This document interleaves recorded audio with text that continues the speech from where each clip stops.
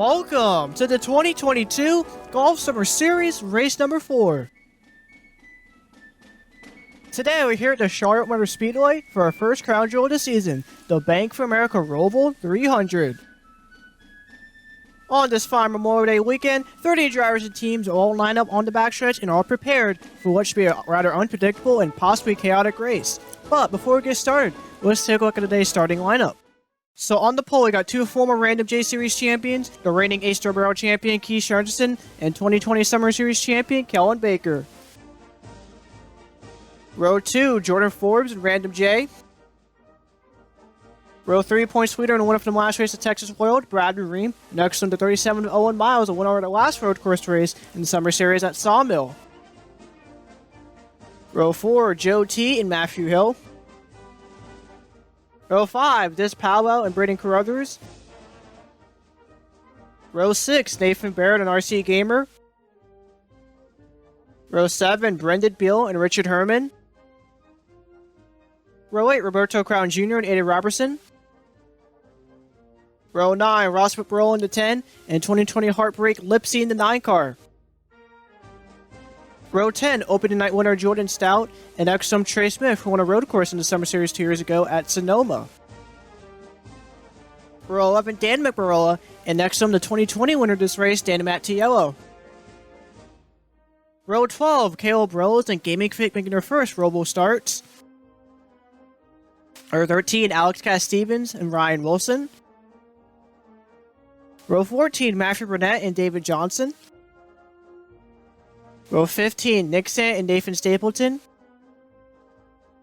Row 16, Noah Clifton, and defending champion and winner of this race, Hold'em in the 88 car.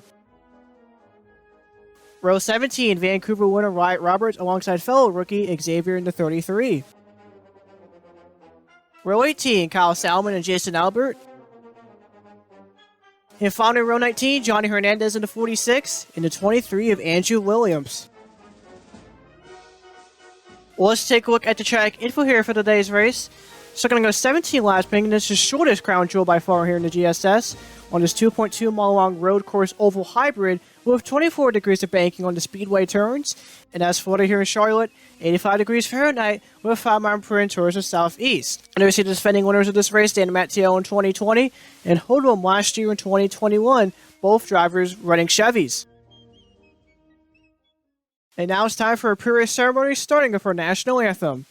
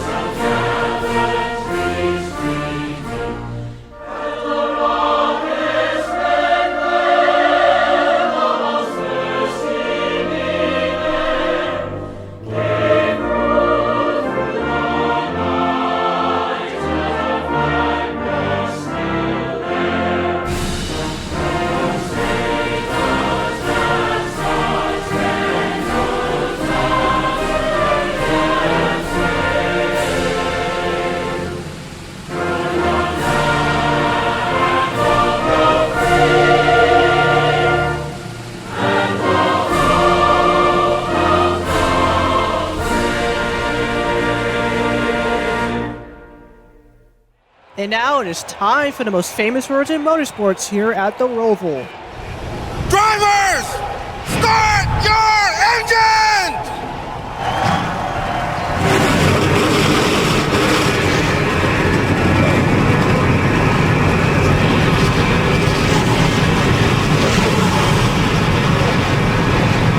Hope everyone's having a good day here thus far, especially for all the racing we've had this past week or so. And with this being Memorial Day weekend, I just want to say a quick shout out to all the soldiers who have served or are currently serving in our military. And of course, all the soldiers we have lost over the years. May all of them rest in peace.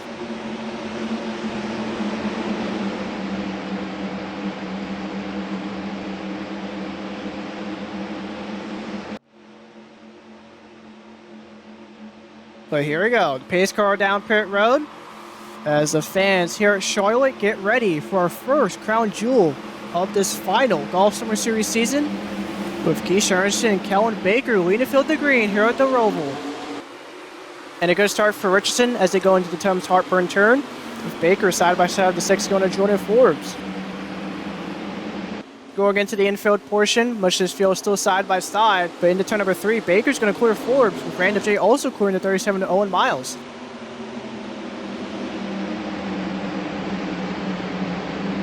As well, off for that time by this powwow and Brado nearly wrecked. Thank God we were able to save that. And I believe that occurred either in the lower top 10s or towards the upper teens. Best field goes to the S's of turns 6 and 7 and back onto the speedway. Richardson continues to pull away from the rest of the field, with Baker still in second and now Bradford Reim side by side for 5th with Owen Miles there.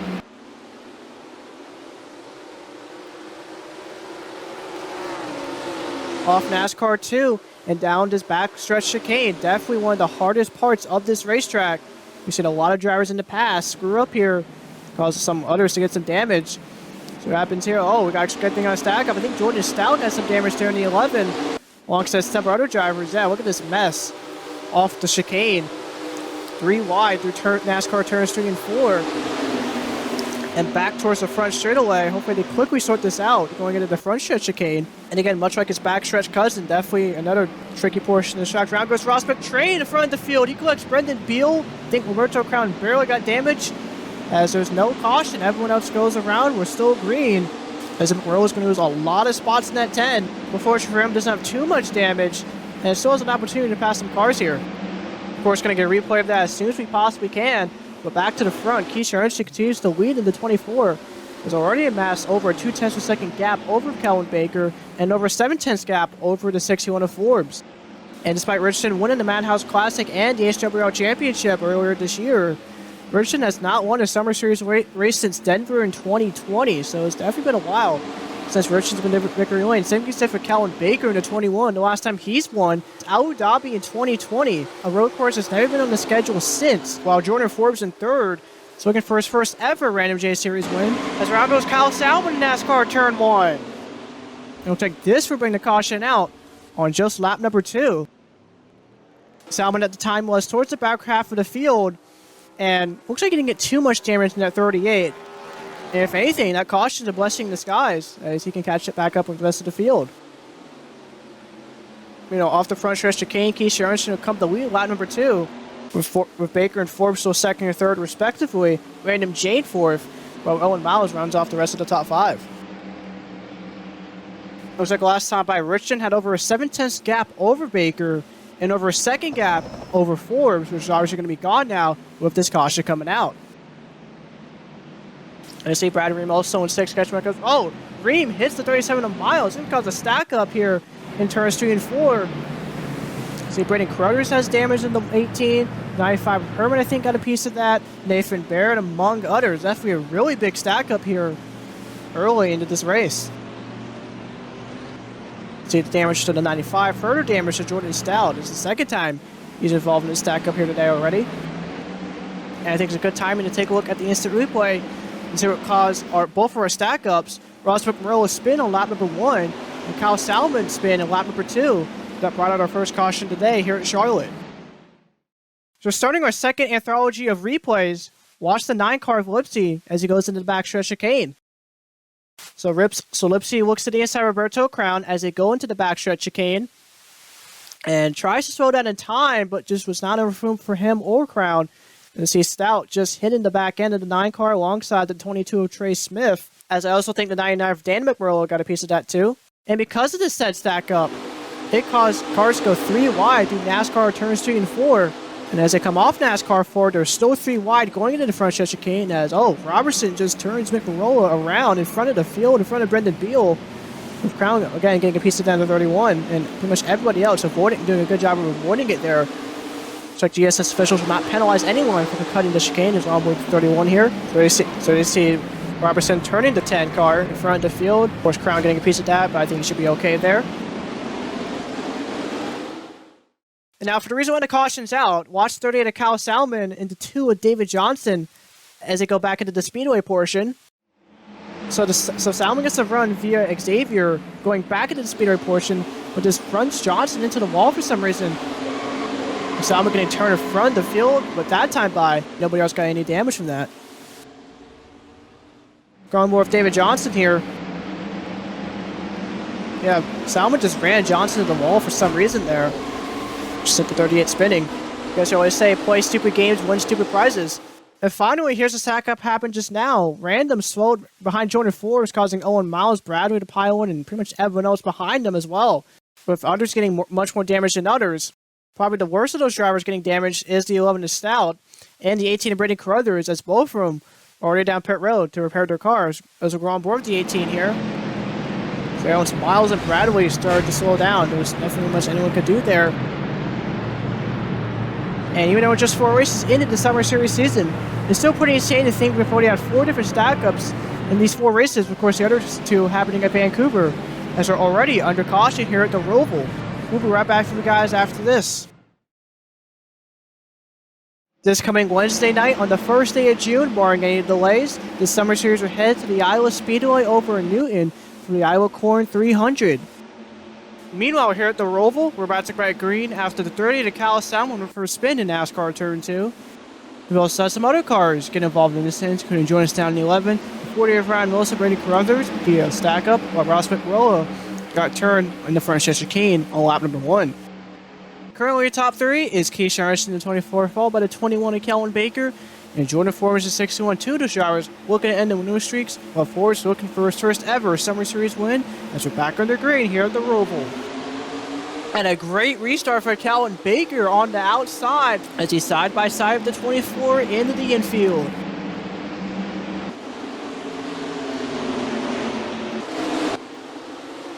Into turn number 3, Kellen Baker will clear Keisha Anderson for the lead, as he now has to deal with the 61 of Forbes.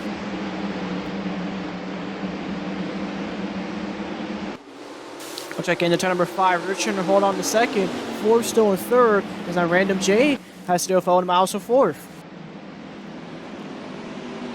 Return 6 and 7 and back onto the track in NASCAR turn number 1. Baker still holds on, but Richard not too far behind. Random J still trying to hold off Owen Miles as they go into NASCAR 2. Looks like he will. Random still holds on to 4th. Miles still in 5th. As they head down the backstretch and once again through this backstretch chicane. I'm hoping something won't go wrong this time.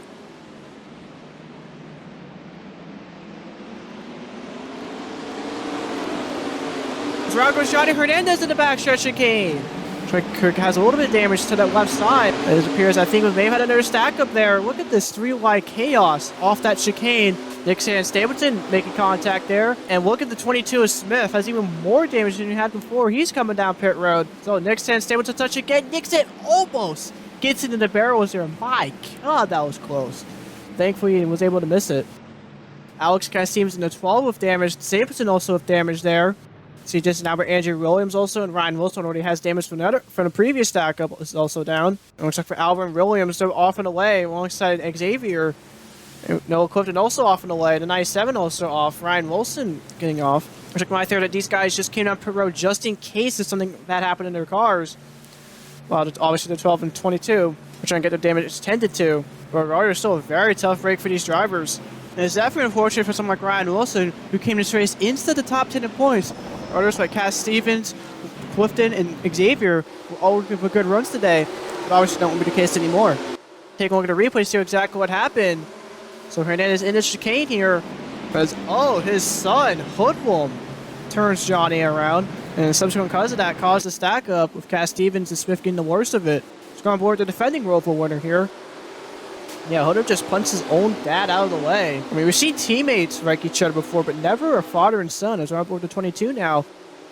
And yeah, Hoodwum definitely caused that stack up, causing him and Cass Stevens to have heavy front end damage. How about this? We got more cars down pit road. Brendan Beal, Jordan Stout, and the 2 of David Johnson. I don't know why these guys are coming down pit road. Regardless, also, much like all previous group that came down pit road, a tough break for these drivers. Especially for Jordan Stout, came this race also instead of the top 10 points. Well, Beal came this race below the top 30 points, desperate for a good run in at 16. Meanwhile, back over the front, as we're on board the 24 here, we've actually done a very solid job of keeping up with the 2020 Series champ, as he's currently 3/10 of a second behind the 21, which is pretty unusual for a track like this, for historically we've seen pretty big leads from these drivers. Jordan Forbes can also say the same thing in the 61, as last time by he was a little over half a second behind Baker, as like I said, he is looking for his first ever Random J Series and Summer Series win. And today is also another example of how consistent Forbes is so far in the Summer Series season, as he's finished inside the top 10 in every single race we have thus far. He's looking to continue just that today. And interesting to note that all of the tracks we've been to this year are completely different. I mean, he's finished inside the top 10 in the Super Speedway, a top 10 in the short track, a top 10 at a D-shaped oval like Texas World, and now running third in this unique and rather challenging road course. Meanwhile, Random J in fourth is in a completely different point situation. He's just looking for a good run in general, as he came this race a very dismal 33rd in the standings after being involved in wrecks at both Vancouver and Texas World. And also, of course, Random in a very special paint scheme here today, paying respect and honor to the 10 victims that are lost in the Buffalo shootings just a few weeks ago. Battle for fifth, point leader Bradley Reim looking to the inside of Owen Miles. And speaking of points, Miles is also looking for a really good day, much like Random, as he ironically came this race 37th in points, but with no top 5s or 10s. And even though Bradley wasn't able to get around Miles, we'll stay tucked in 6th. Of course, as I mentioned, he's the points leader after his win from the last race at Texas World. Though Joe T in the 8 car, throwing runs in 7th. Good run so far from Matteillo in the 90 car, currently in 8th. Came this race 31st in the point standings in that Florida Gators car. Also in the good run, Nathan Baird in 87, currently 9th so far, by far his best run so far this year. As a Hernandez Racing driver came this race 21st in the standings. And running up the top 10, how about this powwow in the 7? Came this race pretty much dead last in the standings, over 85 points back from the leader after getting 2 DNFs to start off the season. Unfortunately for that 7 team, they have finally found some luck. Are en route to their first top 10 of the season. Meanwhile, Richard Herman, despite that hood damage, currently in a solid 11th place position, while RC Gamer currently in 12th, Lipsy in 13th, in the 9, who of course was infamous for his 2020 Roval race, where he led every single lap, but of course coming to 2 laps to go, blew an engine in the backstretch. Meanwhile, a little further back are their teammates, as Aiden Robinson got around Dave Matteillo for 14th, as Matteillo is right on the back bumper of him, as we're already come to 9 laps to go here at the Roval. Robertson came in this race 32nd in points after getting involved in a wreck during the last race at Texas World, where Matteillo came in this race 7th in points, so far having a much better season than he did last summer. While further back, another one of his teammates, Caleb Rose in 19, currently 16th, of course coming off his pole and really strong run during the last race at Texas World. St. Clodoshi says from Matthew Burnett, currently 17th in the 13, as he moved up 16 positions after the last race, and came this race 6th in points, while behind him, he was a battle for 18th, with last year's winner Hoodlum and Gaming Freak, as the two nearly touched there going into turn number 5. And 18th isn't totally horrible for Hoodlum, so definitely a disappointing run for a driver who was heavily favored going into today's race. Speaking of 18, car number 18 of Braden Carruthers is now trying to challenge Salmon for the final top 20 spot, despite him having no hood or nose. So for kudos to Brito, as well as Roberto Crown Jr., holding their ground and keeping up with the rest of the field, despite that damage. Ross McBurrow currently 2030, so just got around Roberts for that position. Of course, McBurrow's another driver who's involved in the wreck earlier this race, as he of course got spun on the front stretch chicane on lap number 1. And with McBurrow getting around him, Riot Roberts, who's down to 24th, in front of his teammate Nick Stant, currently runs 25th. Another big name driver deep in the field just came this race 4th in the standings after being involved in a spin last week at Texas World. And there you see Johnny Hernandez, currently 26th, and even before he got punted out of the way by his own son Hoodlum on lap number 6. Hernandez was not running the hottest anyway, and today's just nothing but another footnote for that 46 team and their terrible start to this season, as he came this race 36th in the standings. And there's no equivalent, one of our rookies, currently 27th, from Brendan Beal, runs a 28th in the 16. Also another big name driver who's not a good start to the season at all. And of course, all these drivers below the top 26 were the drivers who came down pit road after that stack up of lap number 6. Of course, Andrew Williams, one of them, David Johnson, Xavier, Nathan Stapleton. And a lot of those names I mentioned are rookies, which is in stark contrast to our past 3 races so far this year, where all the rookies actually mostly thrive. And to run off the rest of the running order, another rookie, Alex Cass-Stevens, in 37th. Of course, was involved in a way to stack up. Alongside Trey Smith, currently in the last position in 38th. Of course, definitely a disappointing run for the driver, who finished 2nd in this race in 2020, and a past GSS road course winner. Meanwhile, 7 laps to go here at the Roval. Kellen Baker still leads, with Keyshawn Richardson still in second, as he's now almost 6 tenths behind the 21. But that isn't to say that Richardson isn't gaining ground on the 21, as actually these infield portions of this track is Richardson's strong spot. While in contrast, Baker actually thrives on the speedway portion of this track. And it's going to be pretty interesting to see which of these two champions will come up on top as this race continues on. As we look back here, Reams and Miles side by side once again. Hill gets wicked loose, going into turn number 7 that time by. He's now side by side with Bear. He's just the wall. Matteillo spins out there in that transition point back to the speedway. He's going to lose a lot of spots, no caution, as he lost probably at least 4 or 5 positions there.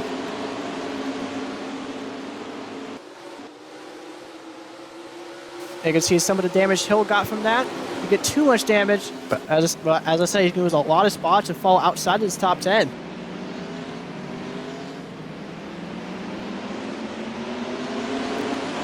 As you see Lipsy getting run on RC Gamer off the chicane. They come back to him here, Lipsy on the inside, RC on the outside, as they head down the front stretch chicane. As they continue to be side by side with 6 laps to go now. As we move back up to the front, the gap that time by between Richard and Baker was 4 tenths for a second, which really goes to show how good of a road course racer Richardson really is. And of course, remember back in 2020, Richardson won our first ever road course GSS race at the Old Spice Speedway. Of course, speaking of road courses in our schedule besides this one, include the Papyrus Motorsports Park, of course, carried over from HWRL, where despite the track shape being a road course, behaves a lot more like an intermediate like Atlanta or Chicagoland. That'll be held in late June, while Montreal is going to be a midweek race in July, being our first race in Canada outside of Ontario. While in August, we will return to Watkins Glen, the home track with Baker, whom we're on board with right now. As we're going to see how Richardson handles the chicane here. That was a good entrance for the 24 that time. I really good exit. Not really, no. That was not really good exit for Richardson. But still, it does have a decent amount of time to make up that ground. Of course, definitely got to do it sooner rather than later. As you go through this front stretch chicane, once again, Richardson definitely seems a lot better in the front stretch chicane compared to the back stretch chicane, as that time there, he was able to gain back some of that lost ground as it come to 5 laps to go.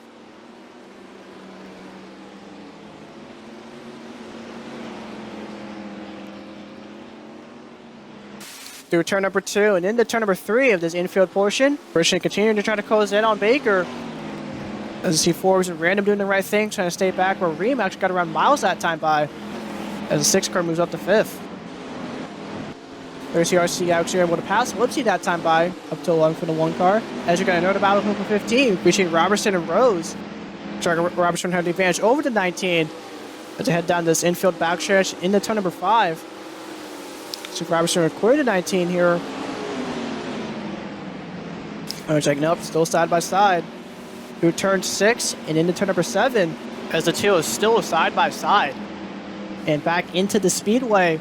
We'll just use the time, usually the inside. We'll get around someone. Looks like this time we'll hold true, as Rose will move up to 15th.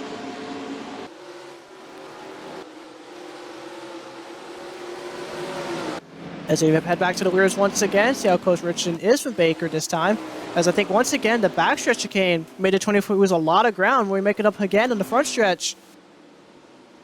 It looks like he will once again come with 4 laps to go. See how close the distance between him and Baker. Looks like no, he lost time there compared to last time, as he went to just under 4 tenths per second to now 4 tenths and a half.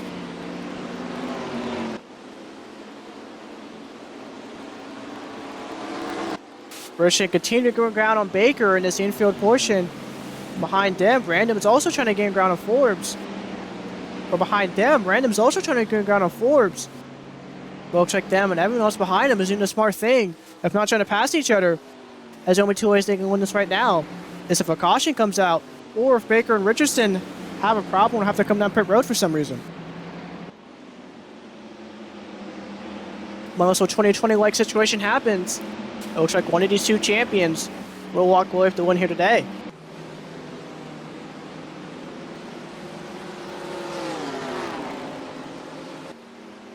And as we come down the backstretch into the chicane once again, I'm going to see how Richardson will do here. Looks like that was another good entry for the 24, but oh, in that middle portion, especially in the exit portion, Richardson once again was ground on the 21.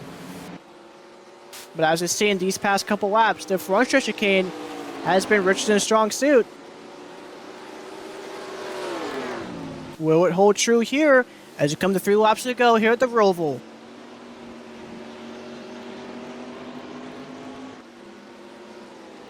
Take a see if that helped Richardson. No, Richardson lost almost 2 full tenths on the 21 there.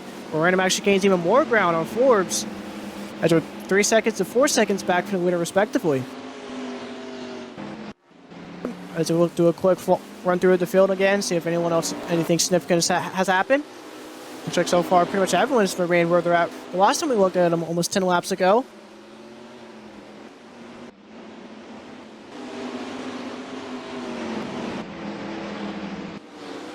And we see Matthew Hill after that incident in turn number 7 has fallen all the way to 14th after he was inside the top 10. Joe T in the 8 car was right behind the 37 miles as he lost a lot of ground behind Brad and Reim as they were side by side several laps ago. Back to the leaders once again down the backstretch as they go into the chicane as they're on board the 24 here. But, oh, that time had a good entrance and again another bad exit from Richardson off that chicane. And just no matter how hard Richardson tries to have a good chicane exit there, he just can't do it. As you see how far Baker is in front of the 24. But will Richardson make up that lost ground here in the front stretch chicane? Looks like another good entrance and another good exit. As it come to 2 laps to go here at Charlotte. As it got that time by was just under half a second as it head towards the infield portion once again. Richardson continuing to inch his way closer and closer to 21. Like I said, and like we've seen throughout this entire day, these infield portions of the racetrack are Richardson's strong point. They could possibly be the difference between winning and finishing second here today.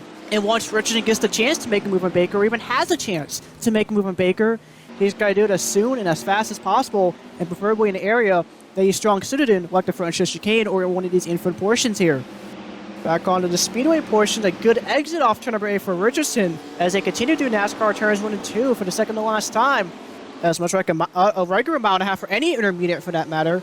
Both Baker and Richardson will run that inside lane. And now head towards the dreaded back straightaway where Richardson finally have a good exit here in the chicane. Looks like a good entrance and actually not too bad of an exit.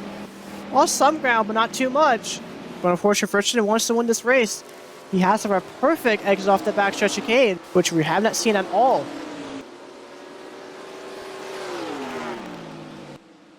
But coming to the front stretch chicane again, a great entrance and a great exit for the 24 white flag this time by. Richardson now less than 4/10 of a second behind the 21 as they go through the heartburn turn and into turn number 2 for the final time. As he's continuing to gain into the infield as they're on board the 21. As that time off forward, that was a great exit for the 24.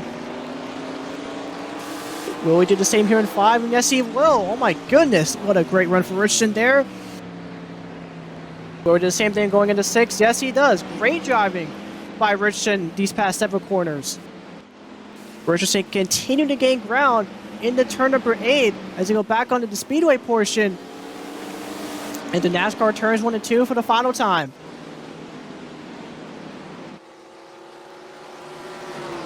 And now here comes the part that will make or break Richardson's race. The backstretch chicane. Here they go. Richardson looking to the inside of Baker. I wouldn't do that if I were you. And even though it's not a bad exit from Richardson once again, that middle portion really screwed up that 24. As Baker continues to zoom away into 21. Off NASCAR 4 and down the front stretch chicane for the final time. Checker flag is out for Calvin Baker as he goes back to victory lane here at the Roval.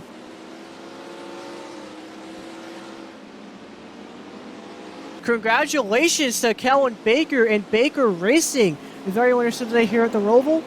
Definitely a great comeback for that 21 team. Of course, during our first 2 GSS races of the season, did not get a good start at all. Was below the top 30 in points. But after a fifth at Texas Row and obviously the win and maximum bonus points here today, the 21 team has done a really good job of turning around their season.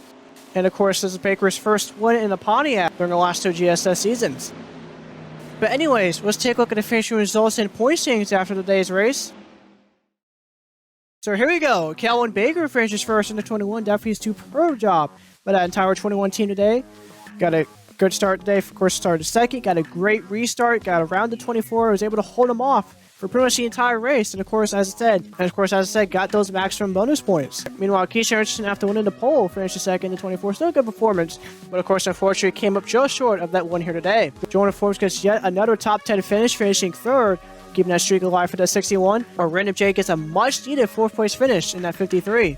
Good day for Brad Reim, who finishes 5th in the 6th car, but Owen Miles also gets those much-needed points as he finishes 6th. Solid run for Joe T, finishing 7th, from Nathan Barrett has his best run all year in the 87, finishing 8th. Also, drivers had good runs here today. The 95 of Richard Herman, who finishes 9th, rode this powwow in the 7th, rounds off the rest of the top 10. And now for the point standings after race number 4, Brad Reim still on top of the point standings with 154 points. But after getting another top 10 today, Jordan Forbes is right behind his toes, only behind by 3 points. And it's going to be pretty interesting to see how these two will compete as the Summer Series season goes on. Meanwhile, Keith Harrison moves back inside the top 3 in points, behind by 16 points in the 3rd position. While Calvin Baker, despite being behind by 31 points, so it's a pretty decent gap over 3rd place. Still a really good rebound for that 21 team, moving back into the top 10 in points where they rightfully belong. Meanwhile, Nick Sant drops another position in points, now down to 5th, while Dan actually moves up the spot in points, up to 6th, as they're 34 and 35 points back from the leader respectively. Matthew Burnett also drops a spot down to 7th, as he's actually tied with Joe Teef in position, but currently Burnett has the advantage due to his number of top 5s and top 10s. Jordan Stout, after being the points leader going into last week, down to 9th, won by 38, but the Phoenix Series champion Holdwell falls down to 10th, won by 43. So next up, race number 5 is a race that's usually been held in July in the past, has now been moved to the first day in June, the Iowa Speedway for the Iowa Corn 300. That'll be on Charlotte on June 1st at 8 o'clock Eastern Standard Time, barring any delays. But as always, y'all, thank you guys for watching this race. Hope you guys enjoyed it. Now, see you guys next time.